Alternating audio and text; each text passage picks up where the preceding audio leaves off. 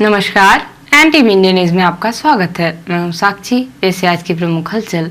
2 सितंबर को मुख्यमंत्री श्री शिवराज सिंह चौहान ने भोपाल में आयोजित राज्य स्तरीय कार्यक्रम से वर्चुअल माध्यम से शहरी क्षेत्र के 38,505 हितग्राहियों को आवासीय पट्टे वितरित किए। मुख्यमंत्री ने प्रदेश के विभिन्न नगरीय निकायों में 66 दीनदयाल रसोई का भी शुभारंभ किया।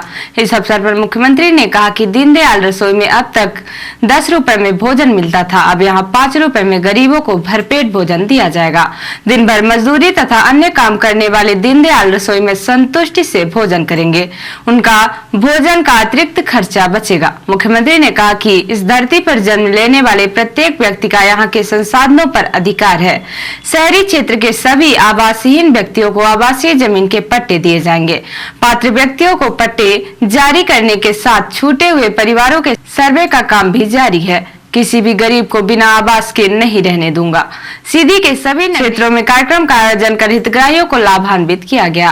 नगर पालिका परिषद सीधी के सभागार में आयोजित कार्यक्रम में विधायक सीधी श्री केदारनाथ शुक्ल द्वारा 73 हितग्राहियों को आवासीय पट्टे का वितरण किया गया।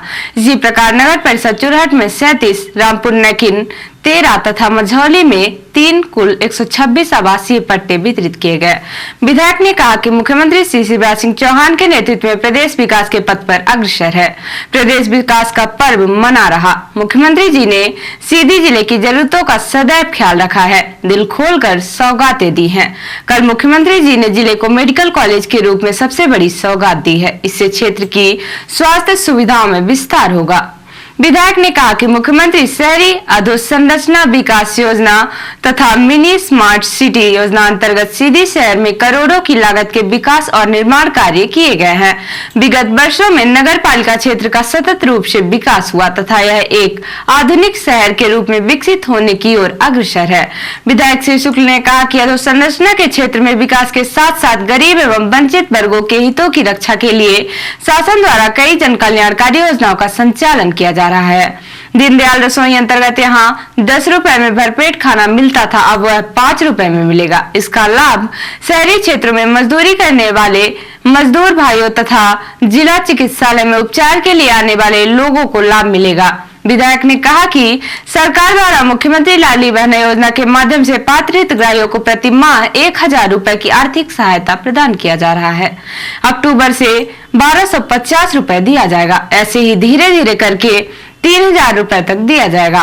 विधायक ने कहा कि आज नगरीय क्षेत्रों के भूमिहीनों को आवासीय भूमि के पट्टे दिए जा रहे हैं। जिनको अभी तक पट्टा नहीं मिला है वह अपना आवेदन नगर पालिका में दें, उन्हें चिन्हित करके फिर से पट्टा वितरण का कार्य किया जाएगा। उन्होंने कहा कि प्रधानमंत्री आवास योजना अंतर्गत जिन हितग्राहियों का आवास में नाम नहीं है उन्हें मुख्यमंत्री आवास योजना में चिन्हित कर आवास देने का कार्य किया जाएगा। इसके साथ ही पथ विक्रेताओं को संबल देने के लिए पीएम स्वनिधि योजना और सीएम स्वनिधि योजना से ब्याज मुक्त ऋण उपलब्ध कराया गया है।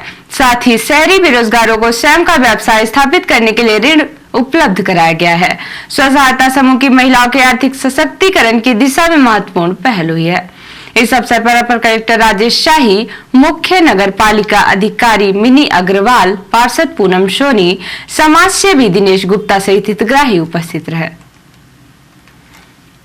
आगामी 4 सितंबर से मोहिनी देवी स्मृति स्टेडियम चुरहट में अखिल भारतीय फुटबॉल टूर्नामेंट का आयोजन किया गया। 1 सप्ताह तक चलने वाले इस फुटबॉल खेल महाकुंभ का समापन आगामी 9 सितंबर को होगा। फुटबॉल सीधी जिले का लोकप्रिय खेल रहा है। जिले में कई बड़े राष्ट्रीय स्तर के फुटबॉल प्रतिस्पर्धाएं हो चुकी है, जिसमें पालिका इन्विटेशन फुटबॉल टूर्नामेंट काफी लोकप्रिय हुआ था। चुरहट में भी एक मर्तबा शिवम क्लब के तत्वाधान में अखिल भारतीय फुटबॉल टूर्नामेंट का आयोजन किया जा चुका है। फुटबॉल खेल की लोकप्रियता को देखते हुए चुरहट के उत्साही समाज सेवियों ने यह आयोजन किया है। मुख्य रूप से इस टूर्नामेंट का आयोजन राहुल भैया फैंस क्लब के तत्वाधान में किया जा रहा है। इस टूर्नामेंट में देश भर के 6 राज्यों की नामी फुटबॉल टीमें हिस्सा लेंगी, जिसमें मुख्य रूप से उत्तरांचल, उड़ीसा, पंजाब, केरल, मुंबई तथा झारखंड की फुटबॉल टीम शामिल है। सभी मैच लीग पद्धति से खेले जाएंगे। पूल ए तथा पूल बी में क्रमशः 3-3 टीमों को रखा गया। दोनों पूलों के विजेता दो टॉप टीमों के मध्य सेमीफाइनल मैच 8 सितंबर को खेला जाएगा। दोनों पूलों की विजेता टीम के मध्य फाइनल मैच आगामी 9 सितंबर को होगा। टूर्नामेंट के मीडिया प्रभारी सोमेश्वर सिंह ने जानकारी देते हुए बताया है कि टूर्नामेंट के सुचारू संचालन के लिए एक आयोजन समिति का गठन किया गया है, जिसमें विभिन्न स्तर की कमेटियां बनाई गई हैं ताकि टूर्नामेंट में भाग लेने वाले खिलाड़ियों, कोच, रेफरी, खेल प्रेमी दर्शकों को किसी भी प्रकार से असुविधा न हो। फुटबॉल टूर्नामेंट को सफल बनाने के लिए राहुल भैया फैंस क्लब के द्वारा सभी नागरिकों, खेल प्रेमियों से सहयोग की अपील की गई है।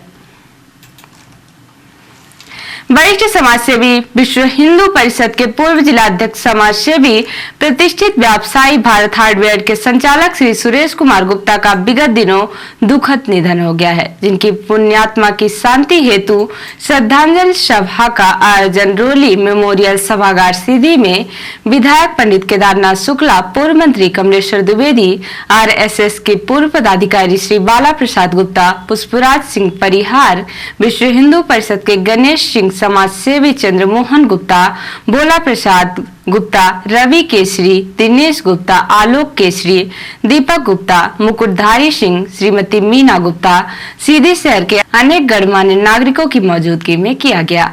श्रद्धांजलि सभा में पहुंचे सभी ने स्वर्गीय श्री सुरेश प्रसाद जी गुप्ता के प्रतिमा पर पुष्पांजलि अर्पित कर उन्हें श्रद्धांजलि दी। इस मौके पर आयोजित सभा में मौजूद सभी वक्ताओं ने स्वर्गीय श्री सुरेश प्रसाद गुप्ता के व्यक्तित्व और कृतित्व पर प्रकाश डालते हुए कहा कि वह एक नेक इंसान थे। उन्होंने समाज के लिए कई काम किए हैं। जब भी समाज को उनके मदद की जरूरत होती थी, वह सदैव तत्पर रहते थे। उन्होंने व्यापारिक हितों के लिए भी कई काम किए। सीधी शहर के विकास और समाज के विकास उत्थान में उनका बड़ा योगदान रहा है। श्रद्धांजलि सभा के बाद मौजूद सभी ने स्वर्गीय श्री सुरेश प्रसाद जी गुप्ता के आत्मा शांति हेतु 2 मिनट का मौन रखा और श्रद्धांजलि सभा विसर्जित कर दी। रिपोर्टर हिमानी रौतेला ने बताया कि नैनीताल में अंतर्राष्ट्रीय साक्षरता व बालिका दिवस के उपलक्ष्य में saint Mary convent college Nainital ने प्रधानाचार्य सिस्टर मंजूषा के दिशा निर्देशन व नेतृत्व में शनिवार को एक मौन रैली का सफलतापूर्वक आयोजन किया। रैली में लगभग 600 छात्राओं ने प्रतिभाग किया। रैली का उद्देश्य बालिकाओं की सुरक्षा व शिक्षा के महत्व पर जागरूकता बढ़ाना था ताकि सशक्त बालिका स्वाभिमान के साथ सके। रैली का शुभारंभ विधायक सरिता आर्या ने हरी झंडी दिखाकर किया। छात्राओं के प्रयास की सराहना करते हुए उनका उत्साह वर्धन किया। छात्रों को संबोधित करते हुए उन्होंने कहा कि छात्राएं हर क्षेत्र में बढ़ चढ़कर काम कर रहे हैं। उन्होंने कहा कि सरकार भी छात्राओं को लगातार आगे बढ़ाने का प्रयास कर रहा है। छात्राओं ने मौन मार्च करते हुए बहुत ही सुंदर पोस्टर व तख्तियों के माध्यम से अपने विचार प्रस्तुत किए। रैली सेंट मैरी कॉन्वेंट कॉलेज से प्रारंभ होकर डिग्री कॉलेज रोड, मस्जिद road, mall road, Indira pharmacy होते हुए विद्यालय में समाप्त हुई। और अब पेश प्रादेशिक हलचल। सीएम हाथ जोड़कर बोले, बारिश के लिए प्रार्थना करें, 50 साल में ऐसे सूखे का संकट नहीं है। सीएम का ऐलान, चलित दीनदयाल रसोई शुरू करेंगे, 5 रुपए में मिलेगी थाली। इंदौर में 2 टमाटर के झगड़े में हत्या, दोस्तों से हुआ था विवाद, धक्का मुक्की में फुटपाथ से सिर टकराने से हुई मौत। और 5 सितंबर को मंडला में आएंगे गृह मंत्री अमित शाह। जन आशीर्वाद यात्रा को हरी झंडी, कई केंद्रीय मंत्री आयोजन में होंगे शामिल। और अब पेश राष्ट्रीय हलचल। बाइडेन मोदी 8 सितंबर को करेंगे द्विपक्षीय बैठक। G20 समिट से पहले रूस यूक्रेन जंग के असर और गरीबी जैसे मुद्दों पर चर्चा होगी। G20 समिट के लिए मंगाई गई लेफ्ट हैंड ड्राइव कारें विदेशी मेहमानों के लिए इस्तेमाल होंगी। जम्मू कश्मीर के पुंछ जिले में LOC के पास बारूदी सुरंग में धमाका, सेना का पोर्टर घायल। और चीन बॉर्डर पर तीनों भारतीय सेनाओं का युद्धाभ्यास, जवानों ने सिक्किम के नदी तालाब में वॉर सीन क्रिएट किया। तो ये थी आज की प्रमुख हलचल। नमस्कार।